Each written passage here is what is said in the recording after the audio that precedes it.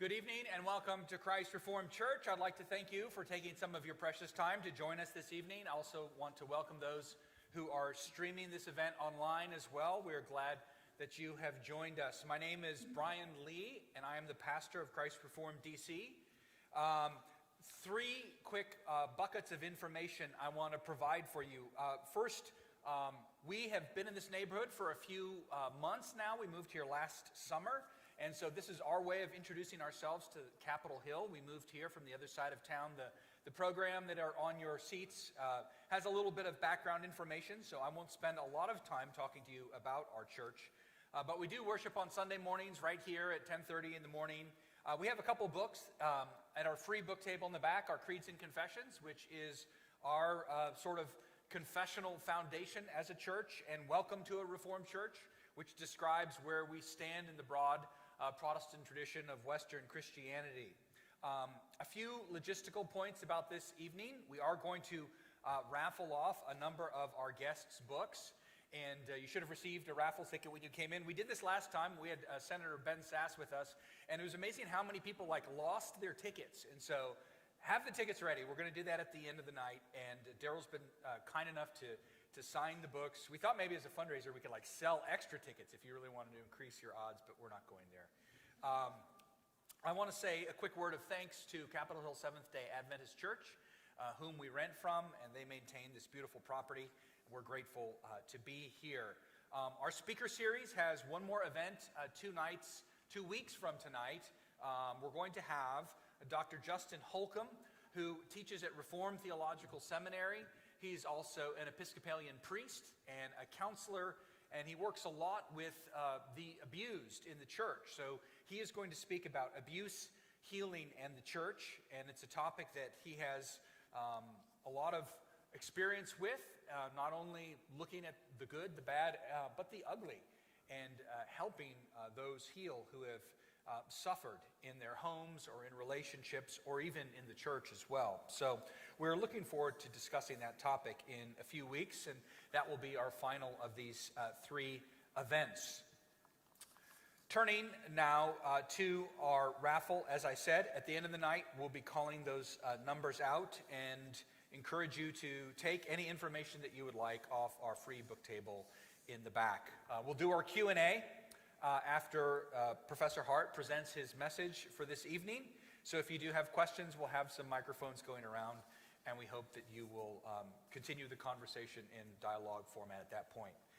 Well, let me briefly introduce our speaker this evening. Darryl Hart is the Distinguished Associate Professor of History at HILLSDALE College, where he has taught for 10 years. He studied at Temple in his hometown of Philadelphia, as well as Harvard and Johns Hopkins University, where he completed his PhD in American history in 1988. He also has a theology and church history degree from Westminster Seminary in Philadelphia. Dr. Hart's dissertation was entitled Doctor Fundamentalis, an intellectual biography of J. Gresham Machen. And this book was published, I believe, 1994. And so that was my senior year of college, and I don't know how, but this book fell into my hands, and I was discovering Reformed theology and the Reformed tradition at the time, and this was one of the first books I read about a Reformed historical figure, and he is a remarkable one, remains one of my favorite writers and Christian thinkers of the 20th century, J. Gresham Machen, if you're not familiar with him. And so I don't know if I ever told Darryl this, but that book was very instrumental for me in learning not just about the doctrine of the Reformed tradition, but the history and the culture and the ethos of it. And so it was a wonderful introduction for me. Professor Hart has taught at Wheaton, director of the Institute for the Study of American Evangelicals. He's taught at Westminster Seminary, both in Philadelphia and in California. And he has written really an amazing breadth of different books, spanning from John Calvin's Geneva to Sarah Palin's Alaska, from Luther's Wittenberg to Franklin's Philadelphia, as we're going to hear tonight. And one of his favorite heroes is H.L. Mencken. And so just a broad span of topics in religious history, but he's also written books on religion and on the Christian faith. And some of, I think, his most valuable contributions are With Reverence and Awe, returning to the basics of Reformed worship, Recovering Mother Kirk, the case for liturgy in the Reformed tradition, and still protesting why the Reformation matters. That's a recent book, and Darryl, over the years in his blog, Old Life Theological Society, has often engaged with Roman Catholic apologists in various different moments, and that still protesting volume I found to be a very winsome case for why the Protestant Reformation matters and is a valuable development in the history of the Christian church. We are grateful as well. You might know Darryl from his activities online. He's active on Twitter at Old Life and on his blog, and he also publishes the Nicotine Theological Journal. He has relaunched that volume, so he has brought his historian's eyes to matters of popular culture and Christianity in America. So let's please give a warm Christ-Reformed welcome to Dr. Darryl D.G. Hart.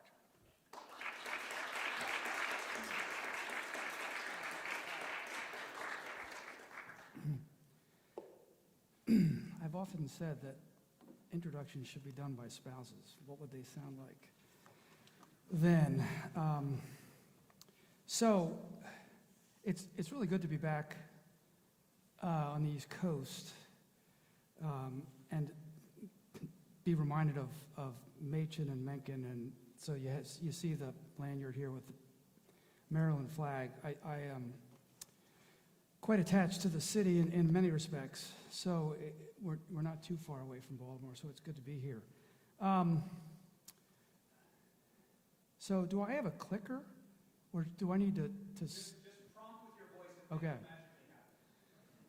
So before we get to Franklin, I want to talk about, try to frame this question of what the church can learn from Ben Franklin. And I think there's a lot to it. It's not just clickbait. And so I want to start off by talking about different ways people have thought about Christianity and culture, or Christianity in the world, and where Franklin could fit within this. So I'll start with the whole question of Christ and culture. There we go. Maybe? Yes? First slide.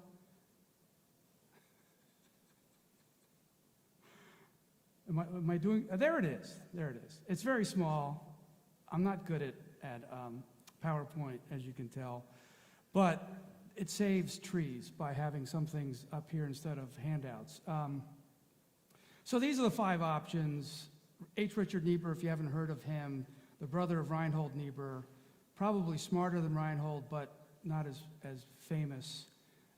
So you have Christ of culture, against culture, Christ of culture, and then Christ above, Christ and the paradoxical view, Christ the transformer of culture. Typically, the Reformed faith fits in the transformer variety there at the bottom. The Lutheran is more associated with the paradoxical Christ and culture intention. But Christ, I guess the way it's supposed to work is that Christ of culture has 3 variations: Christ above, Christ in culture, and paradox, etc. So you may be familiar with that. If you're not familiar with that, these are categories that people use. It's from a book, I think, published in the late 1940s, still ones that people thinking about culture rely upon. I think it's somewhat dated, but this is one way of doing it. Another way is to think about the church and the world, which is different from Christ and culture, but sort of related. And I'm going to just steal a couple paragraphs here from With Reverence and Awe, where John Meether and I, who's the co-author of that book, we have a chapter on the church and the world and thinking about worship in that context. So we came up with, using other authors, it wasn't our creation, 3 senses in which the Bible talks about the world and how Christians might view it. So the Bible describes the world in 3 senses. It can refer simply to the created order, as in Acts 17:24, which reads, "The God who made the world and all things in it, since he is Lord of heaven and earth, does not dwell in temples made with hands." So this can refer to nations of the earth, the human race, the world that God will judge. For instance, the Apostle Paul raises the question of whether God's wrath is in some way righteous and responds, may it never be, for otherwise, how will God judge the world? That's Romans 3:6. David Wells, a theologian at Gordon Conwell Seminary for many years, argued that it is inappropriate for the church to be otherworldly in these two senses of the term. We are to be good stewards of God's creation, and we are to show love for our neighbors by taking the gospel into the world, to the whole human race, to the ends of the earth. The Bible clearly teaches that separation from the world in these ways is forbidden, these first two senses. Jesus prays to his Father in John 17 that we may not be taken from the world because he has sent us into the world. I do not ask thee to take them out of the world, but to keep them from the evil one. As thou didst send me into the world, I also have sent them into the world. But then Scripture goes on to talk about a third sense of the world, and this is the world as fallen humanity in rebellion against God. In Wells' words, this is, quote, the collective expression of every society's refusal to bow before God, to receive his truth, to obey his commandments, or to believe in his Christ, unquote. So this world is this is the sense in which we are not to be of the world, not to participate in the life of fallen humanity, and the way that they live as creating substitutes for God's holy ways. So otherworldly, in that sense, is good. You have God's holy ways versus the world's ways that are unholy, but then that still doesn't really solve questions about how Christians or the church is supposed to relate to the world. And one example that came to mind while I was thinking about this again is Daniel, the prophet in the Old Testament. Granted, it's different from the church, but who is schooled in Chaldean culture and participates in it, and that culture is infused with all sorts of ancient pagan religion, and Daniel and his colleagues in this excel in it. They didn't somehow say, oh no, we can't do this because that's worldly, and it's even kind of religion that informs this worldliness that's opposed to the God of the Old Testament. So it's hard. One of the things that the point of this talk is to say that it's really hard to sort this out, how the church relates to the world or how Christians relate to culture. And then one more way of thinking about this is set your mind on things above, from Colossians 3. If then you've been raised with Christ, seek the things that are above, where Christ is, seated at the right hand of God. Set your mind on things that are above, not on the things that are on the earth. For you have died, and your life is hidden with Christ in God. When Christ, who is your life, appears, then you also will appear with him in glory. So that sounds kind of like, don't be otherworldly, don't set your mind on the things of this world. And I grew up in a fundamentalist home, and that had all sorts of restrictions in the way that my parents interpreted that, even though I was not very observant. But we don't need to get into that. But conversely, next slide is from Deuteronomy 28. Now, this is kind of a weird slide to put up here because this is all the threats that are going to come to the Israelites if they're disobedient. And yet what's important to see, it seems to me, in this is that all the stuff that the Israelites are engaged in the world, that's going to happen to them. So they're not setting their things on things above when they're worried about these things. So you shall carry much seed into the field and shall gather in little, for the locust shall consume it. You shall plant vineyards and dress them, but you shall neither drink of the wine nor gather the grapes, for the worm shall eat them. You shall have olive trees throughout all your territory, but you shall not anoint yourself with the oil, for your olives shall drop off. You shall father sons and daughters, but they shall not be yours, for they shall go into captivity. The cricket shall possess all your trees and the fruit of your ground. So notice, though, that that's assuming that the Israelites are doing all this stuff in the world, in the created order. And that requires not setting your mind on things above all the time. So again, how do you sort this out? One last way, categories other than Christ and culture, church in the world, for thinking about this is the two cities of Augustine in the city of God. For Augustine, if you haven't read the work, it's sort of like the city of God is believers, and the earthly city is unbelievers, and these two groups of people are living in the same city, in this case, Rome or the Roman Empire. But this raises questions then about, if you make the city conform to the church, you get some version of theonomy. But if you make the church conform to the world, you get maybe many mainline churches, some of them here even in D.C. So there's always this tension about the way in which Christians are to live in the world, or the way the church is to relate to culture. And I think over all of this, the fourth category that sort of people haven't written about as much is a kind of all-of-me piety that haunts conservative Protestantism. We're Christians all the time. We're Christians all the way down. And so everything that we do needs to be marked by that Christian faith somehow, which makes it very hard in some ways to relate to the world other than as a Christian.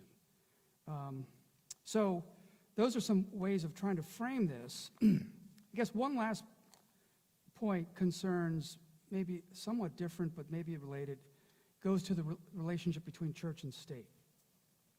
So here we may be thinking as conservative Protestants it would be nice for the state government to stay in its lane. I thought that many times throughout the pandemic. I don't want to necessarily bring up any bad debates here at the church, but we don't always think about whether the church should stay in its lane and what is the lane of the church. And of course, one of the reasons why we don't do that is because Israel didn't stay in its lane as a state. Israel was comprehensive, but the church is not Israel. The church is different from Israel. The church is different because Christ has come, and Christ will come again. And there's this period between the two advents of Christ, which Augustine would have called, many would have called the saeculum. This period, this age, saeculum meaning age. Novo Ordos Seclorum is on our dollar bills here, again indicating a recognition of some period in history. And for Christians, what marks this period of history is the coming of Christ, which really disrupts what was going on with Old Testament Israel in many ways. And we get the word secular from that Latin word, saeculum. So, and I've tried to argue sometimes that secular is actually a Christian category. It's not something opposed to Christianity, but it's very much a part of Christianity because of the advent of Christ. But if you think about, I don't usually use three forms, but since I'm in a three forms church, I'm going to use them here.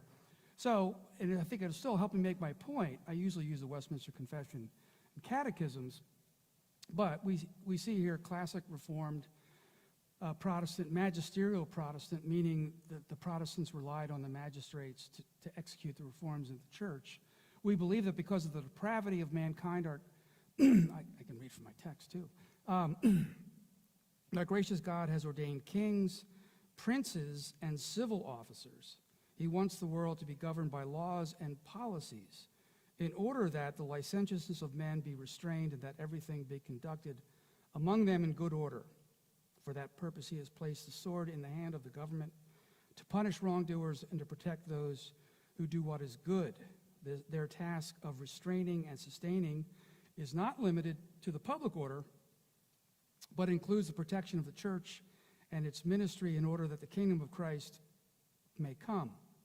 The word of the gospel may be preached everywhere, and God may be honored and served by everyone as he requires in his word. Well, that sounds like a lot of intermingling of church and state, and it is, and it was. And that's why in the Christian Reformed Church, out of which the URC came, there you see this footnote where they revised Article 36 in 1958, and they substituted this language, where it says, and being called in this manner to contribute to the advancement of society, sorry it's so small there, that is pleasing to God, the civil rulers have the task, subject to God's law, of removing every obstacle to the preaching of the gospel and to every aspect of divine worship. They should do this while completely refraining from every tendency toward exercising absolute authority and while functioning in the sphere entrusted to them, which means belonging to them. They should do it in order that the word of God may have free course, the kingdom of Jesus Christ may make progress, and every anti-Christian power may be resisted. So in some ways, this is trying to back away from Article 36. The Westminster Confession and the revisions that the Presbyterians did in the United States in 1789 is clearer in defining better the work of the magistrate as someone who's to protect the religion of all people living in the land or the nation.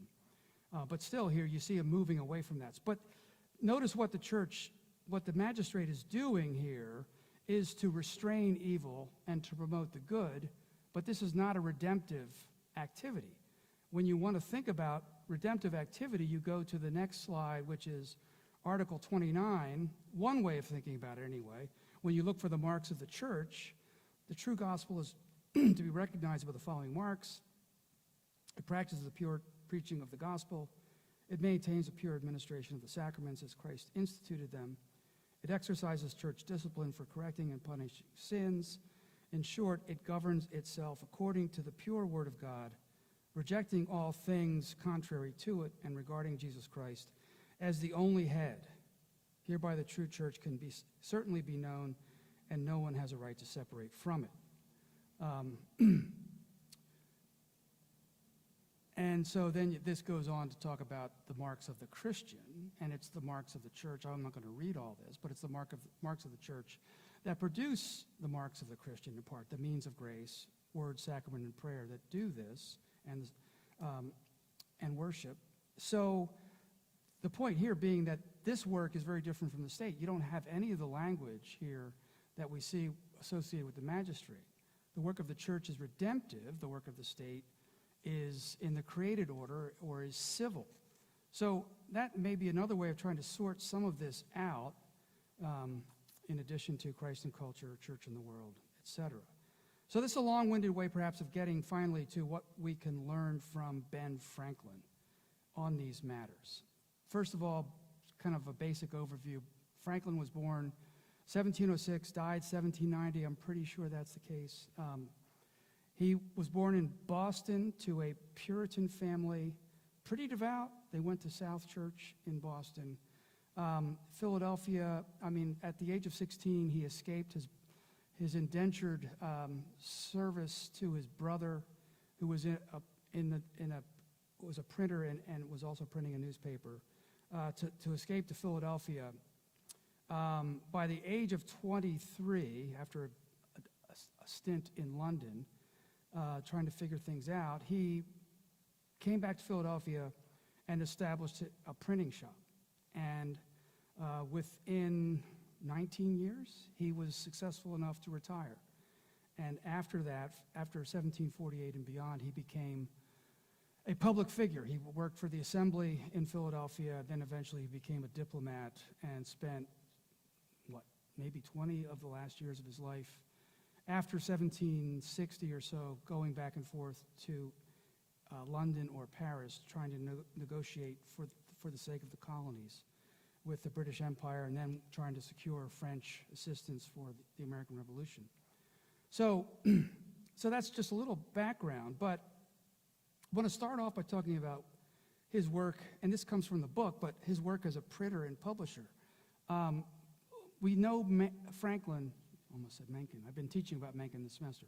So, and the names are kind of similar. So, pardon me if I do confuse them. But we know Franklin as this. He's the guy on the $100 bill. Not many of us carry around $100 bills, but he's just a very common figure in American life.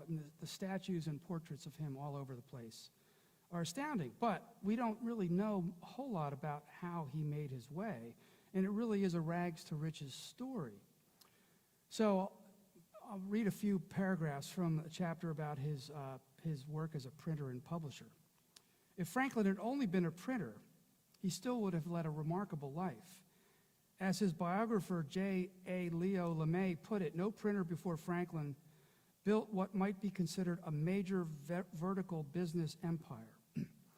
After only a decade in the trade in Philadelphia, Franklin had controlling interests in producing paper and ink, was one of the colony's leading publishers of books, pamphlets, and periodicals. Meanwhile, he published one of the most important newspapers in British North America, created a system of printing franchises that cultivated younger printers and increased Franklin's profits, clerked for the Pennsylvania legislature, and held down the post as the colony's postmaster. In other words, Franklin understood the possibilities of print and took advantage of them both for his own profit and for promoting the literate culture to which he aspired. That command of the business and recognition of its many dimensions made Franklin, according to one author, the largest and most influential figure in the early American printing networks. But he's still not at this point the Ben Franklin that we know. Over the next 18 years, Franklin continued to produce the standard forms that helped businesses and government function, but also added considerably to his initial jobs. He acquired the contract for official government documents from Pennsylvania as early as 1730, a transaction that gave Franklin wide access to other business and public affairs. In 1740, he also began to do the same for New Jersey, which included records of votes, procedures, governor's proclamations, treaties, laws, and acts. Franklin also secured the business for printing colonial currency. Between 1739 and 1748, he printed 11 paper currency issues, 4 for Pennsylvania, 4 for New Jersey, and 3 for what was then called the 3 lower counties, which we now refer to as Delaware. Legal documents added to his workload so much so that between 1730 and 1748, Franklin operated 3 working presses. His newspaper, the Pennsylvania Gazette, and an annual almanac, Poor Richard, tapped Franklin's creativity and spontaneity. Only after these routine, though official and daily print runs, did Franklin come to producing books and pamphlets for local institutions, many of which he had had a hand in creating. In addition to the daily grind of producing the Gazette, the newspaper, Franklin assumed responsibilities for an almanac that, according to Walter Isaacson, one of his other biographers, combined 2 goals, making money and promoting virtue. Someone could plausibly add that Poor Richard's Almanac, which ran from 1732 until 1758, was simply another instance of Franklin's capacity for both the world of print and the sort of reading material that interested his potential audience. He may have calculated that an almanac would increase profits and enhance his firm's reputation. The almanac came naturally to a man with limitless curiosity and the means to display it. And now, almanacs, I don't know how much we pay attention to them, but there's a whole genre of these almanacs. They were everywhere in colonial America, and it's worth sort of considering how Franklin entered that market, as it were. Because of its unique features and wide range, almanacs rivaled the Bible for room on the bookshelf in colonial American homes and provided an immediate source of income to printers. Priced at the contemporary equivalent of $1, the almanac's affordability gave it a broad readership. A printer in Boston who controlled the production of almanacs sold 60,000 annually, a figure that suggested every household in America must have owned one. Printers' records indicated that some customers only purchased almanacs. In 1743, Franklin supplied a bookseller in Annapolis with 1,500 copies of Poor Richard's Almanac at a time when the entire population of the city was 900. And what made Franklin's almanacs popular and what resonated most with the generically English Protestant culture of the colonies was his gift for maxims. Whatever their merit, Poor Richard kept writing them and included at least 30 in each print run. The range of subjects mainly covered self-improvement, or in contemporary parlance, doing well by doing good. At the same time, Franklin knew enough of humanity's dark side to leaven his advice with realism. So here are some examples of his maxims. Be slow in choosing a friend, slower in changing. Early to bed and early to rise makes a man healthy, wealthy, and wise. We've heard that one. Blessed is he that expects nothing, for he shall never be disappointed. Very good advice. Rather go to bed supperless than run in debt for a breakfast. Take courage, mortal. Death can't banish thee out of the universe. The sting of reproach is the truth of it. Paintings and fightings are best seen at a distance. He that best understands the world least likes it. He that is of the opinion that money will do everything may well be suspected of doing everything for money. So, what has Franklin done for Philadelphia lately? Not simply did he have an amazing work ethic. He was an organizer. He was sort of a built-in administrator of a kind. So just a few words about all the institutions in Philadelphia that he created, almost from scratch. Franklin was a loner in 1726 when at the age of 20, he returned to Philadelphia from London. In the next 25 years, he was responsible for starting at least 8 voluntary associations, aside from the newspaper and the almanac. Only a year after arriving, he founded the Junto, a group of artisans and tradesmen that read and presented papers, the aim of which was moral improvement. The Junto became the genesis in 1731 for the colony's first lending library, later known as the Library Company of Philadelphia. In 1736, Franklin founded the Union Fire Company, the first such institution in the world, according to one historian. 4 years later, Franklin started a charity school for youth who could not afford an education. In 1743, Franklin founded the American Philosophical Society for the purpose of promoting useful knowledge. In 1747, he created a private militia consisting of approximately 10,000 volunteers who joined to defend Philadelphia, partly because Philadelphia was run by Quakers, and the Quakers weren't real good about defending cities. In 1751, Franklin was a significant figure in founding North America's first hospital. That same year, he founded an academy that later became the College of Philadelphia and then later became the University of Pennsylvania. The next year, Franklin established the first insurance company in North America to protect property owners against losses from house fires. Even as Franklin organized or started these various institutions, in 1732, he joined the colony's first Masonic lodge and wrote its bylaws, and by 1749, he was the Grand Master, which would not be endearing for him to a Reformed church. But what about the church? What did Franklin do for the church? Did he do anything? His wife was a communicant at Christ Church, Philadelphia, which is the Anglican parish there, and where most of the founders worshipped when they were in town, when Philadelphia was the capital. But Franklin tried the Presbyterian Church in Philadelphia and was disappointed by it. And if you've read his autobiography, you may have remembered this passage in particular. It's pretty famous, at least in church circles. He wrote, "I had been religiously educated as a Presbyterian." I still don't know why he uses the word Presbyterian when he grew up Puritan. I mean, there were some Puritans who were Presbyterian, but not many of them were in Boston. Anyway, and though some of the dogmas of that persuasion, such as the eternal decrees of God, election, reprobation, appeared to me to be unintelligible, others doubtful, and I clearly absented myself from the public assemblies of the sect, Sunday being my studying day, I never was without some religious principles.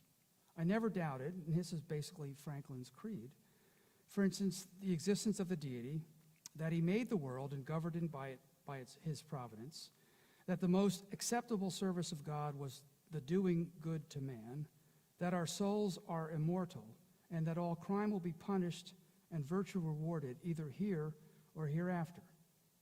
This is really not a bad creed. It's not a great creed for a church, but for a society, it wouldn't be a bad creed, I think. We can talk about that. These I esteemed the essentials of every religion, and being to be found in all the religions we had in our country. I respected them all, though with different degrees of respect, as I found them more or less mixed with other articles, which without any tendency to inspire, promote, or confirm morality, served principally to divide us and make us friendly to one another. This respect to all, with an opinion that the worst had some good effects, induced me to avoid all discourse that might tend to lessen the good opinion of another, another might have of his own religion. And as our province increased in people and new places of worship were continually wanted and generally erected by voluntary contribution, my might for such purpose, whatever might be the sect, was never refused. And in fact, he gave money at the end of his life for a college now known as Franklin and Marshall College, which originally was a hybrid endeavor by German Lutherans and German Reformed. Franklin goes on, though I seldom attended any public worship, I still had an opinion of its propriety and its utility when rightly conducted.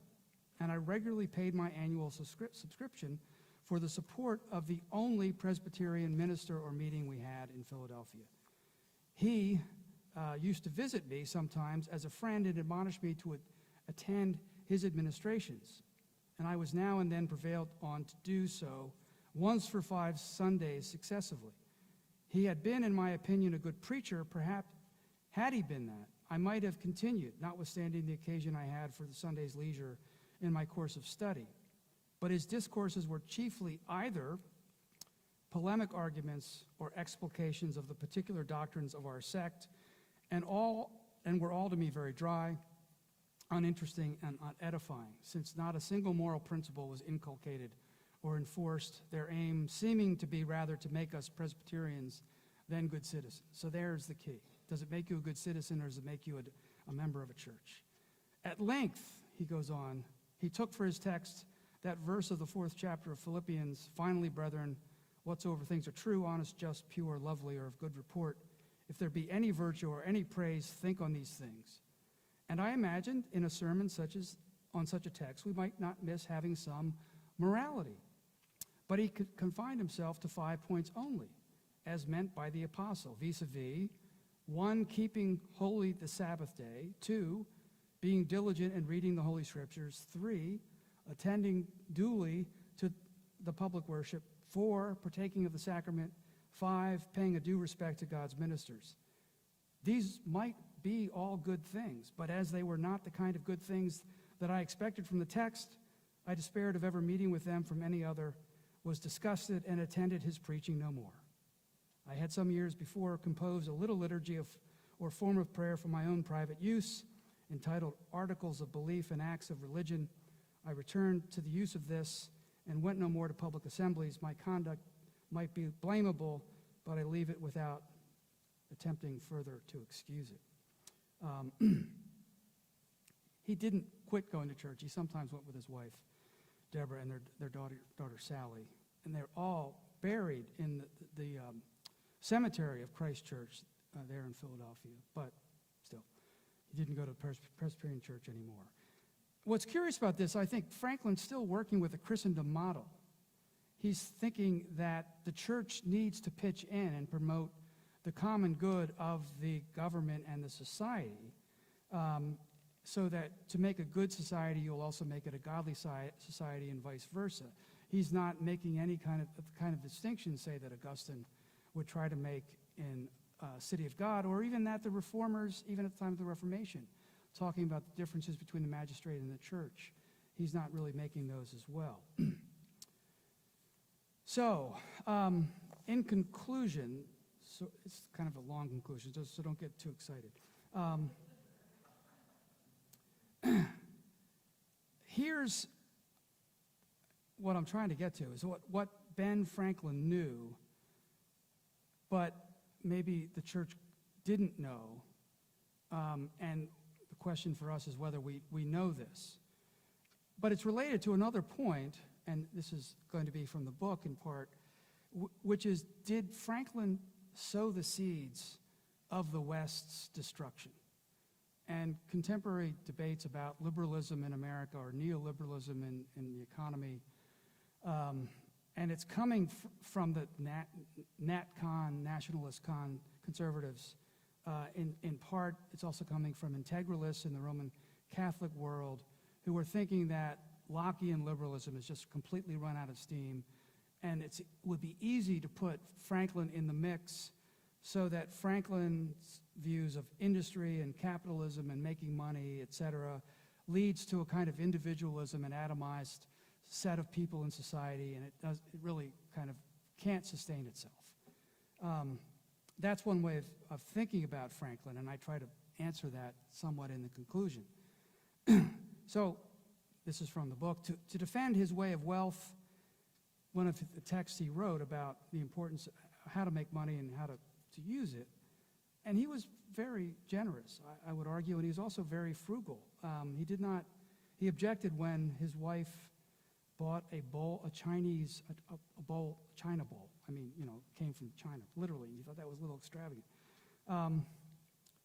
So to defend his way of wealth is compatible with Christianity at a time when leftists and some Christians judge capitalism as a direct threat to virtue, community, and faith, is to enter into a series of arguments that never dawned on, for instance, Russell Conwell, John Wanamaker, or their closest colleagues. Russell Conwell was the founder of my alma mater, Temple University. He preached a sermon 5,000 times called Acres of Diamonds. Basically, you've got wealth and resources in your own backyard. Just get out there and find it. And John Wanamaker was the famous owner of one of the biggest department stores in Philadelphia, now out of business, but several books have captured a kind of Protestant ethic that went into Wanamaker's endeavors there. And if you ever get to Philadelphia, you really should go to that department store. It's still there. I think it's owned now by Macy's. It's well worth seeing. So I brought those two people in because they're both Philadelphia people. Some of the harshest critics of modernity, especially its liberal economic and political structures, have come from Roman Catholic academics. Brad Gregory has argued that the Protestant Reformation set into motion, although unintentionally, a series of social and intellectual transformations in which personal choice and acquisitive materialism have stripped the West of its Christian heritage. Likewise, the political theorist Patrick Deneen has argued that political liberalism, including its economic operations, have failed to cultivate the virtues that Franklin lauded as necessary for a healthy and stable society. Neither of these scholars, both of whom teach at Notre Dame, defend a medieval order, but both do echo theological and philosophical objections that have often surfaced in Roman Catholic polemics against Protestantism and the Reformation. So you have a kind of contrast here between neo-medievalism, the idea of Christendom, church and state and society organically connected, and then Protestants came and wrecked all this, and they launched the modern era, and so we're suffering the wake of that Protestant Reformation. And Franklin is sort of one of the accelerants of that destruction. Franklin may bear responsibility for some of the disturbing aspects of modern liberal societies, but for the better part of 3 centuries, his synthesis of Protestant and Enlightenment outlooks produced a remarkable number of personal and public goods. As political theorist Michael Walzer has argued, the loss of wholeness or integration in society and culture that some critics of modernity lament is one of modernity's great achievements. The separation of civil society and government creates economic competition and free enterprise. The abolition of dynastic government separates family and politics. Likewise, creating distinct spheres for public and private life nurtures possibilities for new forms of intimacy and domestic arrangements. In the home, family members have the freedom to pursue, quote, a very wide range of interests and activities, reading books, talking politics, keeping a journal, teaching what we know to our children, cultivating our gardens, unquote. Walzer does not mention Franklin, but with the exception of gardening, he could have had the Philadelphian in mind from work in the print shop, junto meetings, life with Deborah, even writing his autobiography. Another political theorist, Peter Meilander, developed Walzer's point to correct the notion that modernity is primarily a narrative of decay, fragmentation, and alienation. The modern world offered, quote, increasing richness and diversity of freedom and pluralism, unquote. Thanks to the doctrine of vocation, Protestants were especially able to appreciate modernity not as fragmentation and loss, but as differentiation and enrichment. Franklin not only reveled in the possibilities that early modern society afforded him, but created institutions and produced arguments on behalf of the order that arose with the church as merely part of the social fabric. To condemn late modernity on the basis of contemporary inequalities and injustice is to miss the genius of at least early modernity and the achievements of figures like Franklin. So where does this leave us? Does this mean if we have a reduced church that stays in this lane, we're going to have a reduced Christianity? Are we willing to embrace this? We are not Christians only, actually. If you have a vocation, which you do, all of you have one, whether you know it or not, you have a lot more to do than to be a Christian. So I have up here next on the slide some of the ordination vows that are, and I couldn't find ordination vows for the URC, so I had to go to the OPC, sorry. Do you believe the Bible consisting of the old? So first about, do you believe the Bible? Do you believe in the Trinity? Do you confess your sinfulness, need for a Savior? That's 3. Do you acknowledge Jesus Christ as your sovereign Lord? Promise to serve him? Do you promise to participate faithfully in this church? Well, that only covers part of what you do in your life, I would imagine. I don't imagine all of you are devoted to all those things all the time. So, being a member of a church is in some ways kind of light in its requirements. But Heidelberg is also useful here, Heidelberg Catechism. Why are you called a Christian? Because by faith I am a member of Christ, and so I share in his anointing. I'm anointed to confess his name, to present myself to him as a living sacrifice of thanks, to strive with a free conscience against sin and the devil in this life, and afterward to reign with Christ over all creation for eternity. So, you can work a lot of your vocational responsibilities into phrases in that answer. But as a Christian, it's not as if you cease being a mother, a neighbor, a customer, a citizen, an employee, or a sports fan. All of those other things are part of who we are. Christianity is the most important, for sure, especially because of an answer like in Heidelberg. But that doesn't define everything that we do, or at least it doesn't for me, if I can confess that openly. So, where does this leave us? In conclusion, I would call attention to Psalm 104, which I'm not going to read, but it's about all this stuff, and there's so many Psalms like this, of all the stuff that God created in the created order. And it all praises God and testifies to God's power, etc. It goes on and on and on. So to be heavenly minded, say, as Paul tells Christians in Colossians 3, it must include this in some way too. It must include the created order and all of these things that testify to God's greatness, glory, power, etc. And when you think about all the things mentioned in this, then you compare it to what Franklin did. One of the most impressive parts about Franklin, this is true of Mencken as well. I think this is one of the reasons why I resonate with these men. I continue to be fascinated by their curiosity, endless curiosity with the world, with not a hint at times of the kind of smug, sanctified judgment that is so often attached to curiosity in our time.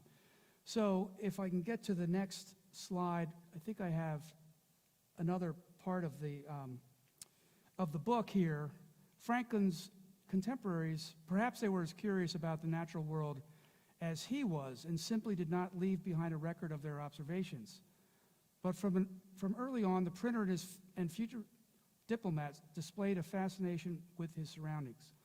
On his return to Philadelphia from London in 1726, for instance, Franklin passed his time by collecting seaweed. His observations of the plant led to his noticing pelagic crabs that were numerous and possessed a set of unformed claws within a kind of soft jelly. Each day he watched and described in his journal the crab's evolution, which led to a hypothesis that the shells that protected these creatures were similar to those of silkworms and butterflies. Franklin's curiosity extended to the human body and its ailments. When his father Josiah experienced symptoms of a kidney stone, Franklin prescribed soap, salt, honey, and molasses. For his brother John, Ben designed a flexible catheter. He followed news about lead poisoning in the distillation of rum, while a teenager in Boston and later worried about the effects of using lead type on printers and their workers. Franklin believed a chemical he used in his shop was responsible for pain in his hands. When his friend, the farmer and amateur botanist John Bartram, discovered ginseng's medicinal benefits, Franklin published an account of the news in the Gazette. Very few scientific or medical developments escaped Franklin's notice. He theorized about perspiration and human skin, the workings of the heart, cures for the common cold, and diphtheria, as well as the effects of the city's water supply on fevers. And one of my favorite little experiments that he did, he wanted to know how much color would absorb the heat of the sun. So when there was a snow, he put out different strips of paper with different color. And he could tell by how much the paper melted into the snow, which one absorbed the most heat, etc. So he was just constantly doing this. Of course, his great experiments were with lightning and discovering all that, which led very utilitarian kind of experiment, which was eventually to stop lightning strikes of houses, because with that came the, what are they called? The lightning rods that went up on houses to absorb that into the ground, etc. But his discovery of lightning was like world significant in its scope. Even Immanuel Kant wrote about Franklin as this like God kind of character, discovering the electrical nature of lightning. So, where does this leave us? Ben did not understand salvation. I want to be clear about that. But he did understand creation. And it seems to me that those of us who do understand redemption can also understand creation, because our God is the God of each. And so what the church can learn from Franklin, it seems to me, is better attention to and appreciation for the natural world, not just the world of lightning and sunshine and snow and that stuff, but also human beings and how they live together in society. So I will stop there and be glad to take questions, criticism, even. I'm going to join you up here. Sure. We're going to move the podium, plexi podium. You can have a seat. Oh, no.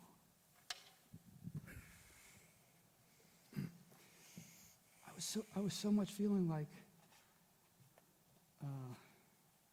Bill Hybels with that.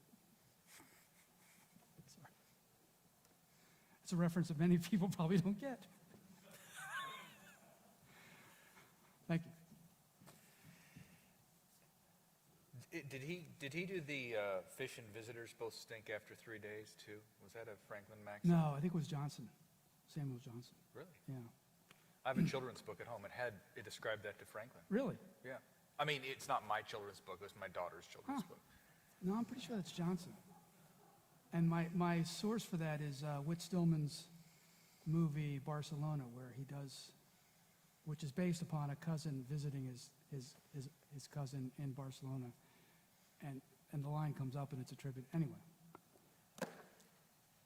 More than you need to know.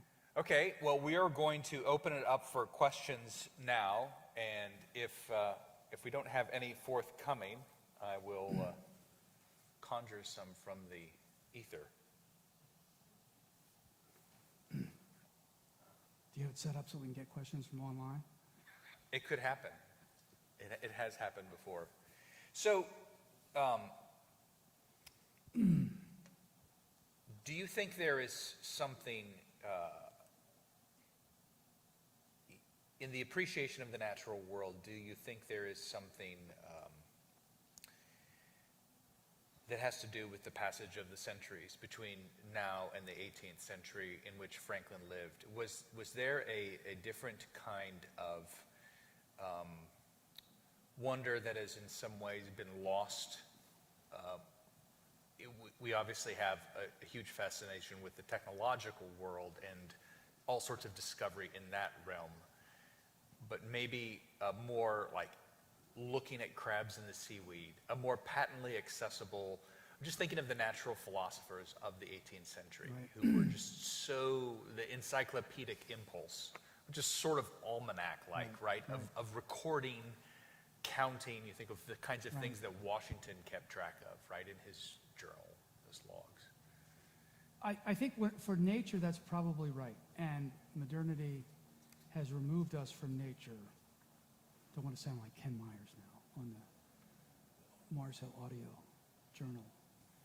I think Ken can go a little overboard. Sorry if this is being recorded and it's going out there, but I think he could go a little overboard on being anti-technology at times. But there is a truth to that it has isolated us if we're not working on farms, et cetera, that we don't know this stuff. But I still think, and this is where I would appeal to Mencken, and I'm not mispronouncing at this point, it's possible to be curious about human beings and just the way people interact, the way people come across. I find human beings endlessly fascinating, and but I still don't know that people are as curious about that. I think Franklin had that as well. He had both of those working for him, I think. So I've thought about curiosity and where it comes from and the degree to which it's innate. I know I have some former students here, so I can't say too much about perceptions or observations of students, perhaps, but I do notice that some students are more curious than others. And I don't know, it could be the nature of the course, it could be the professor.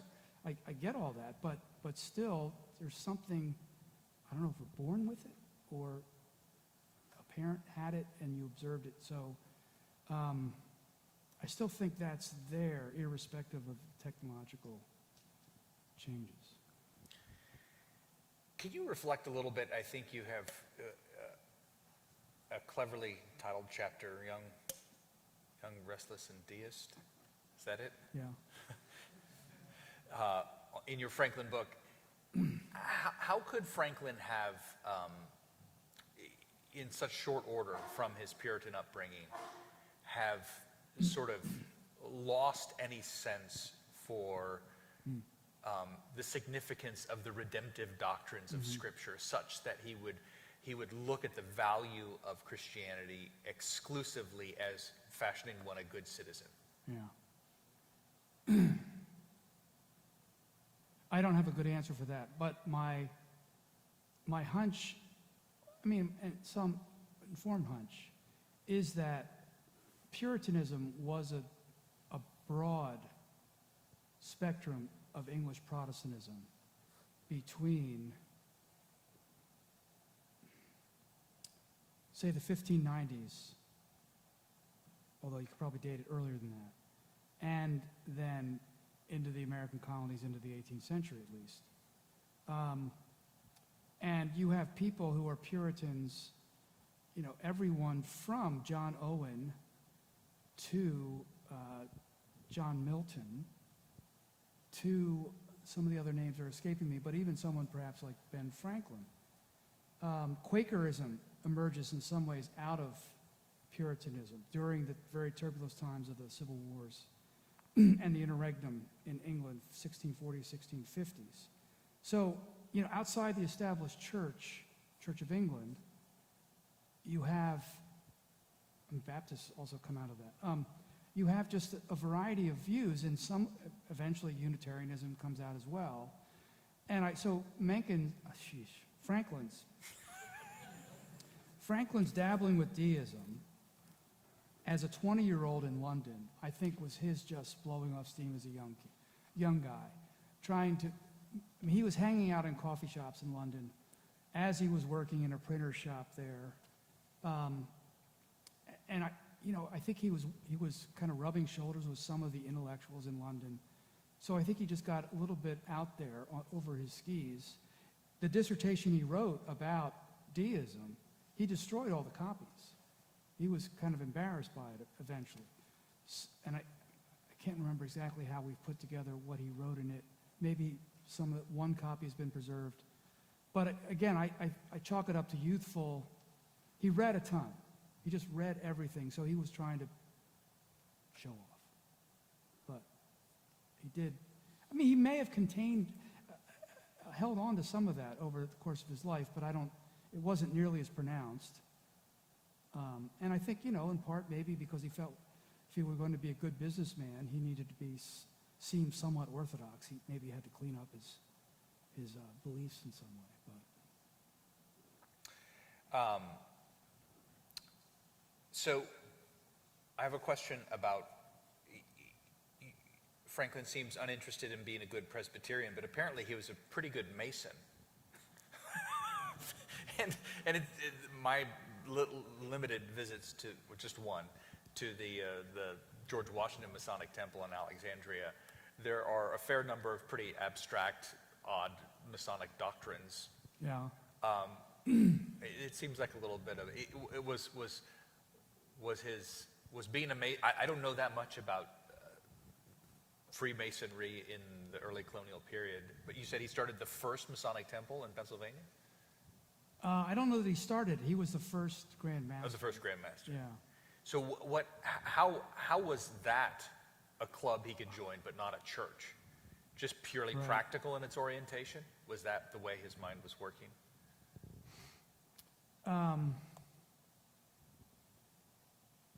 I guess it seems to me that Masonry was kind of a high church Rotarianism, as it were. So it tried to have some of the aspects of a church and the mystery and secrecy, not as if churches are necessarily secret, except when church officers go into executive session. But so I didn't get a sense that was a big. It was just one more way that he was a joiner. He joined everything or formed all sorts of things, institutions for people to join, and this was one more way to do it. That sociability is really also, I find, a very attractive aspect of Franklin, but I don't know that he set his course by it. I mean, what we had on the screen with his beliefs, those 5 beliefs, I think is far more indicative of what he believed, and chances are the Masons would have agreed with that, but then done more. What do we know about, I was interested to read in the book about Franklin's wife as a faithful communicant member, regular attendee, I presume. And was that normal in society in that day for Franklin not to be in the same church with her on a regular basis? Yeah. I mean, do we have any reflections of him on his wife's faith? Does he ever speak of it or speak of her? He does speak of her. He doesn't say a whole lot about her faith. He encouraged her. In it, she wrote him letters when he was in London about sermons that she didn't care for, and he gave her advice. I don't remember the specifics, but it was basically giving her advice to make peace with what was going on and try to persevere and stick it out. So it wasn't even like, well, then get out of there sort of thing. But I think, overall, the trends in America for church membership were much lower in colonial society than it was in the 19th century. It's only in the 19th century that you go, I think church membership rates are below 20% in colonial America. That doesn't mean people weren't going to church. It could mean that standards for membership were much more rigorous, so people didn't qualify.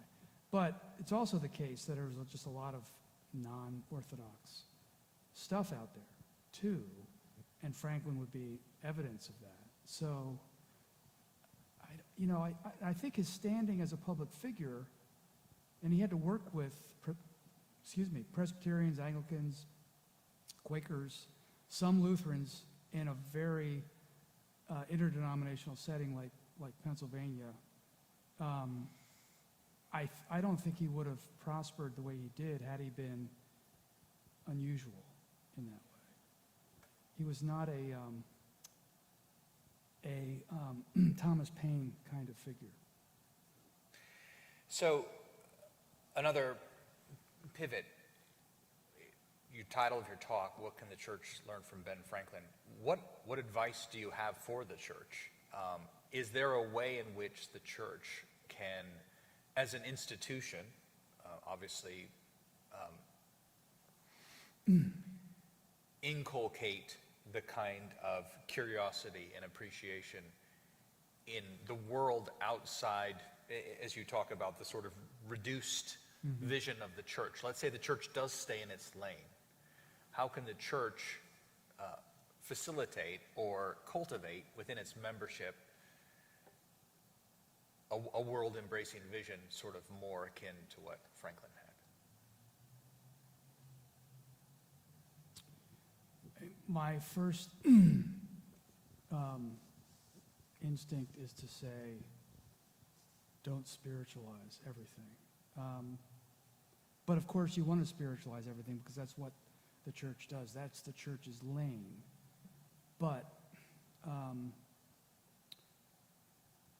are spiritual categories always the best categories to use for understanding people? And I think this is especially a challenge for pastors and officers who have to do pastoral ministry and see people from a variety of angles. And yes, part of the problem could be a spiritual problem, but in counseling or something, they may need to see a psychiatrist because they need some kind of medication as well, at least just for coping. It doesn't fix the sin, but it does perhaps help somebody function better. And there are strains of Christian counseling out there which can run to everything should be solvable by a Christian counselor or a pastor or something. That's just one example. Maybe it's not the best example, but I think too, parents, we don't have children, my wife and I, but reading children, I would imagine, understanding child psychology, not that I'm a fan of psychology necessarily, but just understanding human beings, Christians, who are Christians, as more than Christian, could maybe help. I don't know if it does. I mean, I don't know what's like in your communion. The OPC right now is struggling with some abuse cases, husbands abusing wives, and that's such a broad range, that the word abuse covers such a broad range of things, but... That's 2 weeks from tonight is the abuse session. Okay. So this is a plug to come back. But, some of this is just, can be outright sin, but some of it is just kind of like, don't be a jerk. Do we have categories for just being a jerk as opposed to being, a sinner? But I don't know that there's a great example of this, because I think too often in the history of the church, did I just do that? When you start to move more toward jerk categories as opposed to sin categories, then you become a liberal Protestant church. And so how to keep the two together, I don't know.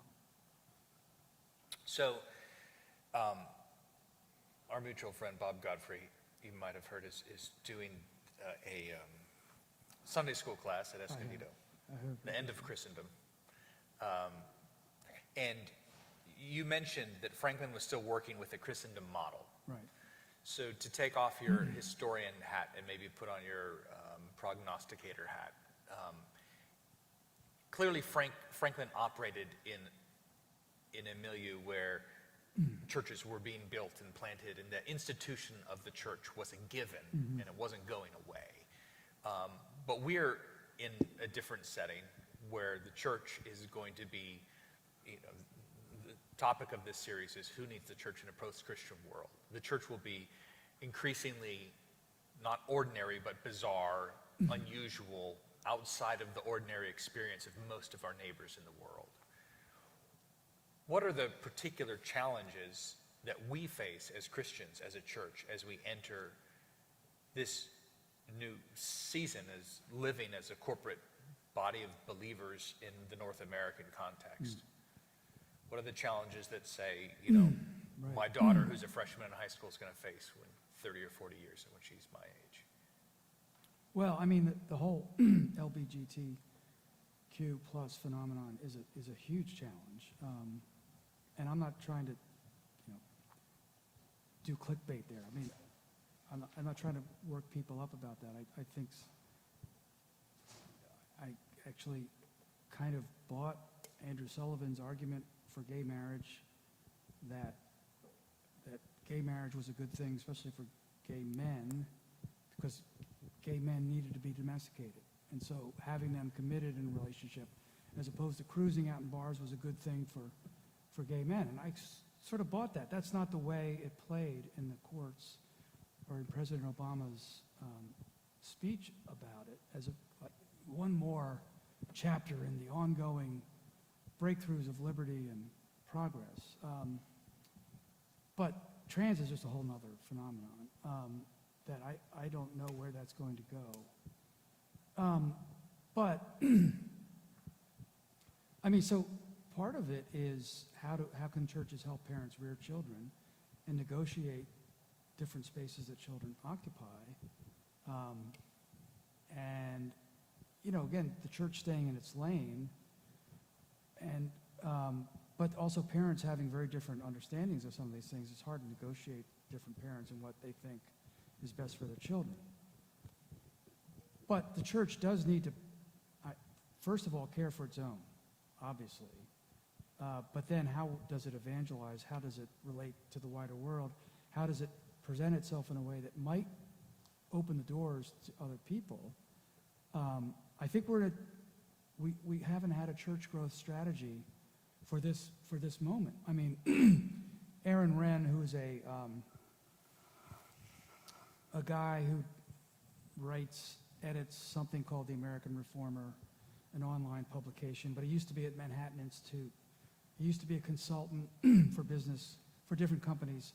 He's a really thoughtful guy. He had an article in First Things 1 or 2 issues ago, First Things magazine, if you don't know that, on the 3 cultures that evangelicalism has faced since, say, the end of the Reagan presidency. And I haven't read it in detail yet, but he basically argues in part that we're living in a negative world. There had been a positive view of Christianity prior, where a politician who was a member of a church, that was actually recognized as a good thing. Then it went into a more neutral thing. Well, whatever, but okay, but we can talk about it. Now it's become more negative. And all the church growth strategies, whether it was from the 70s, some of the Fuller people, to the megachurch with Hybels and whatnot of the 90s, they were all operating, if we use Wren's categories, in a either positive or neutral world. But I don't know that we have one for a negative world. And so it's very hard to know. But what could missionaries tell us who have ministered in different places, and how has that gone? There may be lessons to learn there. I mean, we have missionaries in Uruguay, Uganda, Ukraine, Quebec, Haiti, Japan. We used to have some in China. Those are all very different environments. How much of them would capture North American society, North American urban or suburban? And are the categories different in the so-called heartland?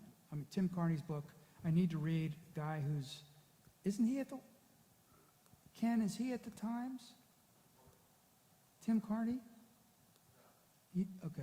I mean, he writes for one of the Washington newspapers, not the Post, but... Examiner. Examiner. But he had a book where he covered small cities in the Midwest, and especially in relation to support for Trump and whatnot. And he actually, I think he was one of the guys responsible for making the point that people more involved in church were put off by Trump, and the people who were less active at church voted for Trump more. But those kinds of sociological studies, I think, would be useful. But again, does a pastor have time to do that? If a pastor is producing 2 sermons a week, is it too far outside the church's lane to think about sociology or civic life? But if you're going to minister in those contexts, you have to know something about those contexts. So I'm not arguing for another year of seminary, but maybe better undergraduate education. Well, I'm going to ask you one more sort of softball question. I don't think we have any from the audience. And then we'll... How could we tell? We can't see the audience because of these lights. And while I'm asking this question, maybe Luke, you can bring up the books and the...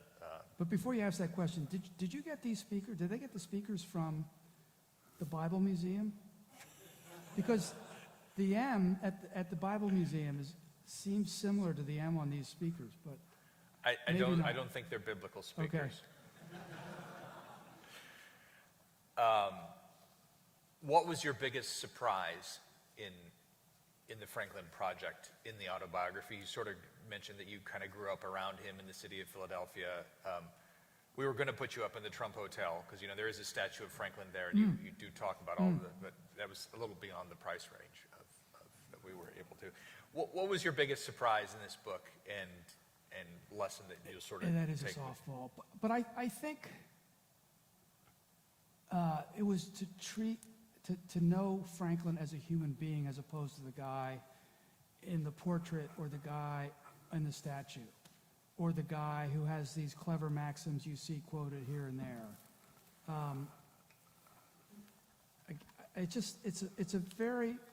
It's an extraordinary story of how he came to be what he was.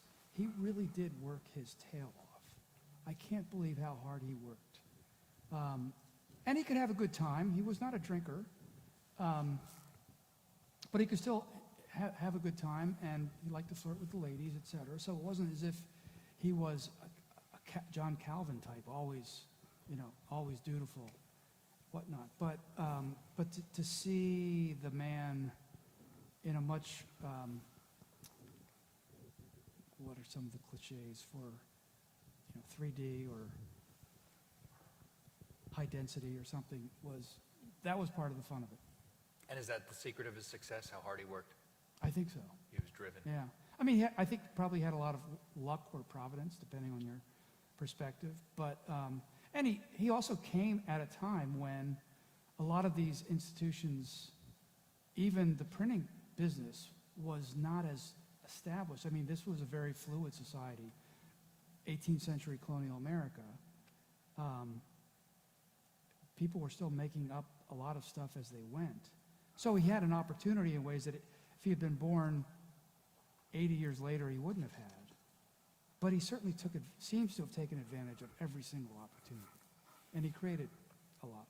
I'm not gonna let you off the hook. You're gonna have to do a little extra work. Okay. You're gonna have to pitch each of these books. Because there could be an aftermarket. If you get a book you don't really like, you could trade. So from Billy, just one sentence. You get one sentence summary of the book. And we have 2 copies. This is the last time you were with us. From Billy Graham to Sarah Palin, Evangelicals and the Betrayal of American Conservatism. Evangelicals are not conservative. There you go. So, number 71, 071. Sucker. And, way to go. Number 59. 2 copies. 2 copies down. Number 59. It's still the case. We had someone from Minneapolis, from Minnesota last time who came the furthest, but you might have come the furthest this evening, so thanks for being here. Still protesting. Let's let's see, why you shouldn't become a Roman Catholic. Which is very relevant at Hillsdale College for anyone who's been there. What was Franklin's view of Roman Catholicism? I mean, he was amenable. I think he would have thought it was way too sacramental and ornamental, as it were. So it wasn't. I mean, he had that Puritan plainness in a way, but yeah. But he cooperated with bishops in Europe when thinking about whether to call someone to be a bishop in America, whatnot. I think he had some correspondence with the Vatican as well. Yeah. Number 67. All right. Come on down. Uh-oh, this is going to a Hillsdale student.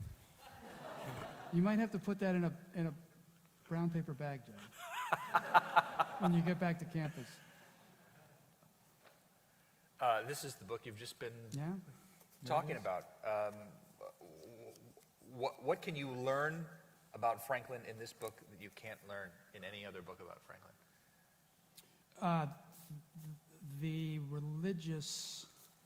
There's so many religious aspects of his life that other biographers, they don't need, it's not as if that captures him, but to appreciate the way in which he was a part of that world, I think is what the book tries to do.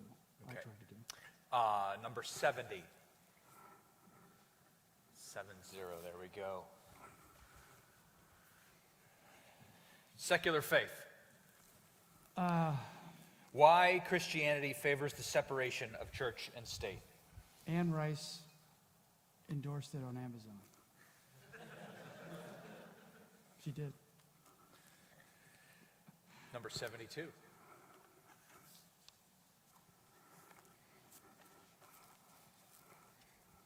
Somewhat bashful about this.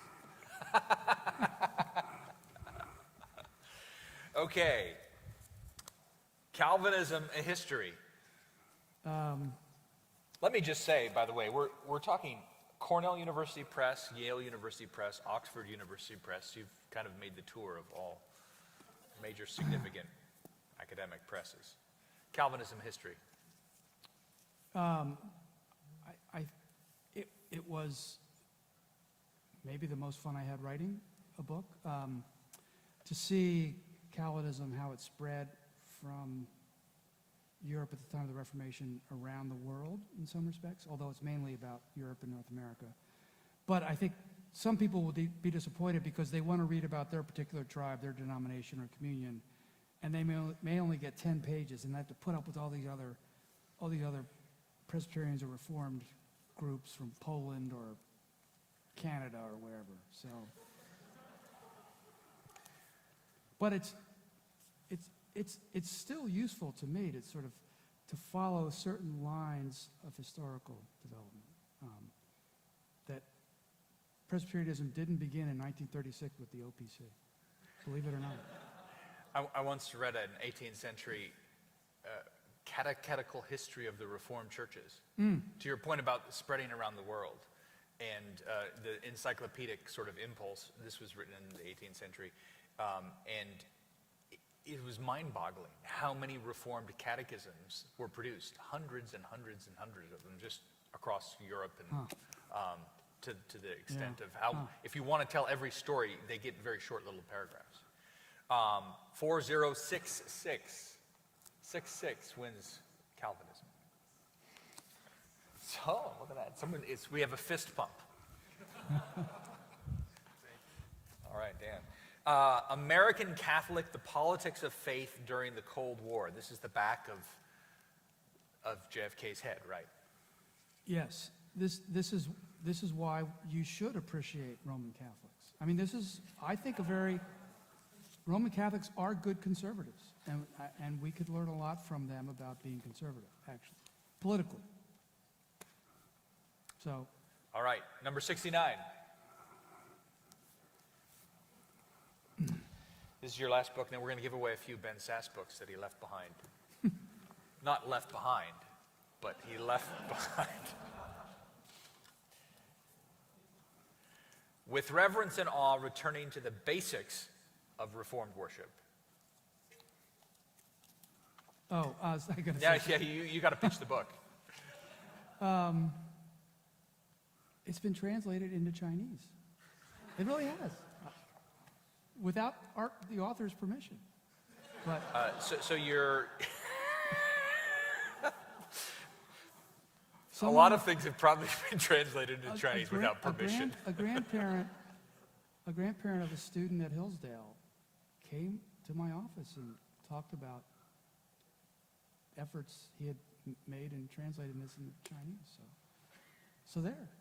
Tell me about your co-author, John Mather is a best friend from, we actually discovered each other at Harvard Divinity School.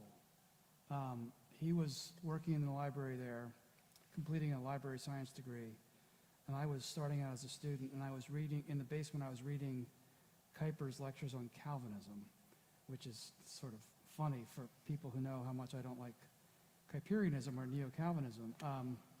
And so we got to know each other through that. But he's a librarian at Reformed Theological Seminary in Orlando, and has been the historian of the OPC. All right. Thank you very much. This is number 62.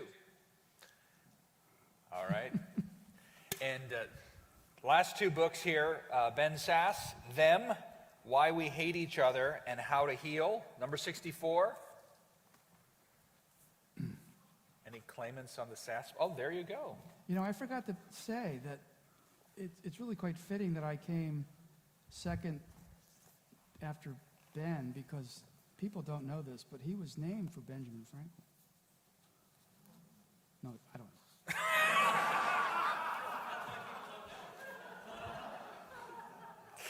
And the Vanishing American...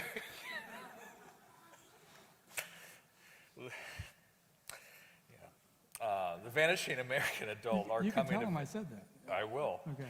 Our coming of age crisis and how to rebuild a culture of self-reliance. This is an excellent book. Actually has a lot of great material on education.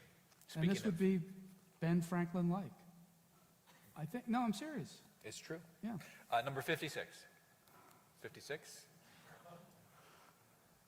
All right, well, with that, I'm going to ask for a warm round of applause as we thank you for being here and sign off for the evening. Thank you, Darryl. Thanks. Sure. Enjoyed it.